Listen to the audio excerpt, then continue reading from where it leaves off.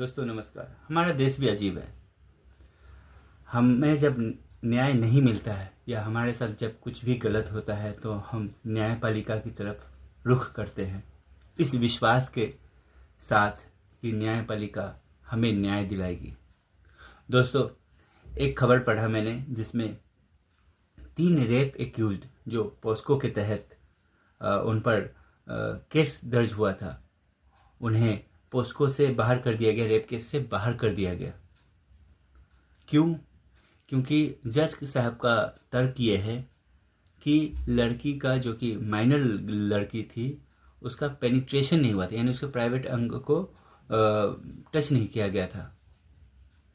मामला क्या है मैं बता दूं कि 2021 का मामला है, जब एक लड़की को 3 एक्यूज्ड ड्रैग करते हैं, खींचकर एक पूल के नीचे ले जाते हैं, उसके लोअर कपड़े को उतारते हैं, उसके ब्रेस्ट को टच करते हैं, लेकिन हालांकि शोरगुल होने की वजह से लोग आ जाते हैं बचाने, और जो एक्यूज्ड है, अपराधी हैं, वो पेनिट्रेशन नहीं कर पाता है। लेकिन जब जो विक्टिम के परिवार हैं उनका केस दर्ज नहीं होता है तो वो लोग स्पेशल कोर्ट में जाते हैं। पोस्को का अलग कोर्ट होता है, वहाँ पर केस चलता है और तीनों दोषियों को दोषी करार ठहराकर निर्णय दिया जाता है।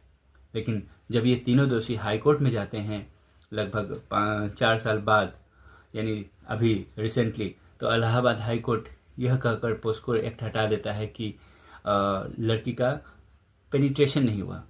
नहीं, this is something really I can not digest.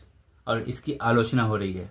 खुद कई सारे यूनियन मिनिस्टर्स ने या बड़े नेताओं ने इस पर आपत्ति जताई है, और जताना भी चाहिए, मुझे ऐसा लगता है। और ये मामला अभी हाल में ही, इस तरह के मामले में सुप्रीम कोर्ट ने क्लियर कहा था कि इंटेंशन देखना चाहिए कि उस पर्टिकुलर अपराध में अपराधियों का इंटेंशन क्या था, इरादा क्या था। ऐसा ही कुछ केस बम्बई में हुआ था। बम्बई हाई कोर्ट ने कहा था कि अगर जब तक स्किन टच नहीं होता तो उसे रेप नहीं कहा जा सकता। लेकिन हमें मालूम है कि पोस्को के तहत कई सारे ऐसे प्रावधान हैं जहां पर इंटेंशन हो और सर्कमस्टेंसेस को देखा जाता है। अगर सर्कमस्टेंसेस ऐसे हैं तो पोस्को का जो कड़ा कानून है वो लागू होता है।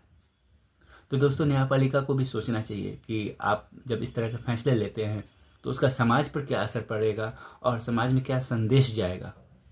इस देश में लड़कियां ऑलरेडी सेफ नहीं हैं, हम डेली पढ़ते हैं, तो इस बात पर ध्यान रखना चाहिए कोर्ट को। Thank you.